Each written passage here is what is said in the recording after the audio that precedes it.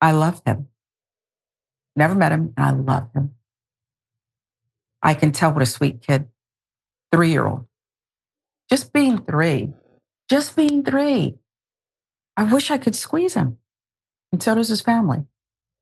A 3-year-old little boy, just being 3, inside his family's apartment, New Year's Eve, and a bullet. One of those celebration shots in the air for New Year's hits him in the head. And he's gone. Senseless, disgusting, stupid.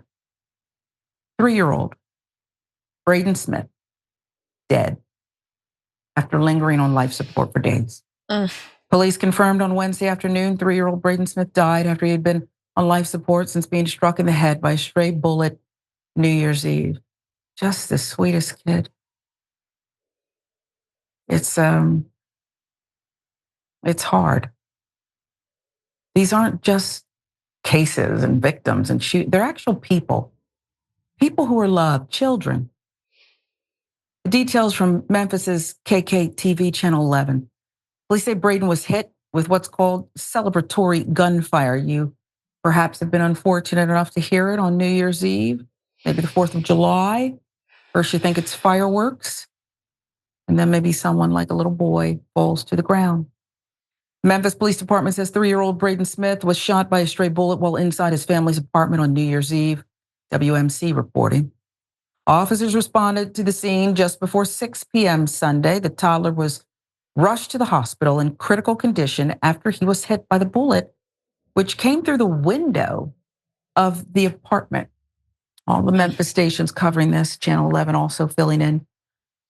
When Brayden was on life support, his grandmother, Taysha Davis, asked for the perpetrator to surrender to authorities. In an interview with WREG, she warned at the time, it's not looking good. It's not looking good for the toddler. Awful. We thought it was fireworks. It's just, I keep it up. Keep it up. Look at what a sweet boy. A sweet boy. Cutie. Is awful. It shouldn't matter what he looked like, but I love him. I feel him. Why? It's so senseless. I'll give you the quote from Grandma Davis.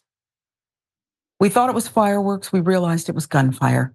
We turned around and looked back, and Brayden was on the floor.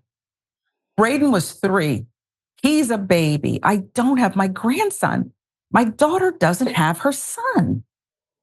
He's on life support.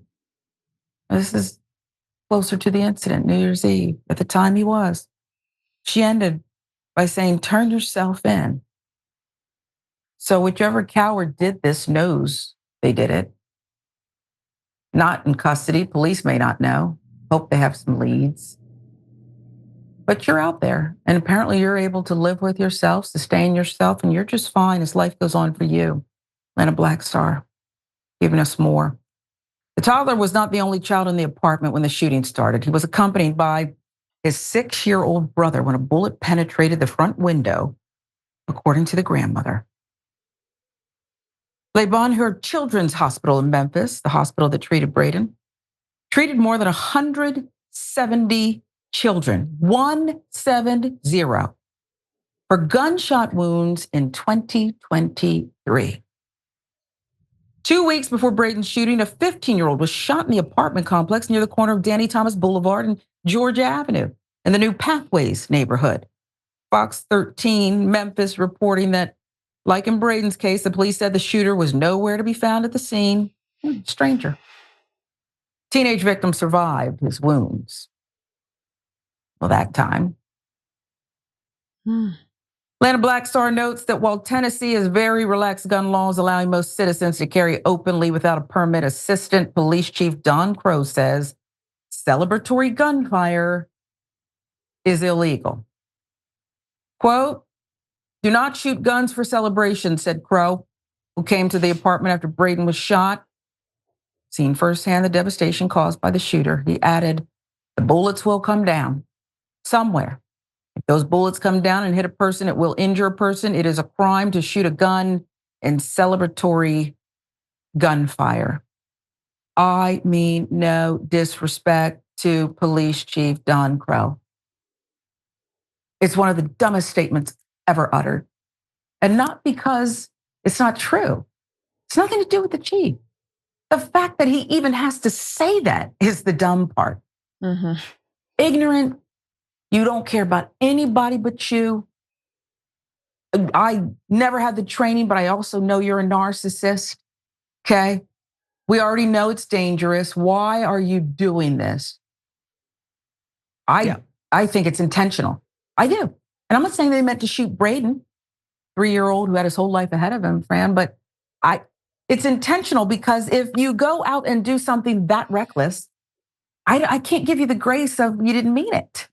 Exactly, but they didn't care. And only in America. I mean, if you needed another piece of evidence that we have a gun problem, it's that when we're excited and happy, we also shoot guns that kill people. When we're sad and angry, we shoot guns that kill people. When we're just, in a traffic jam or we get into a fight, we shoot guns and we kill people. Tale as old as time in this country, and it is so sad. We need gun buyback programs. We need gun control. We need to save the lives of children who, yes, the leading cause of their death in this country is gun violence, right? And everyone wants to politicize it, especially the right. They don't care about this story. Why? Well, because it was probably in a black neighborhood and Brayden's black, and it's like, no, okay, black on black crime. That's what we have to talk about. Stop talking about police, blah, blah, blah. No, man, it's everything. It is mass shootings. It is every community has gun violence. Every single one of them. It is the police.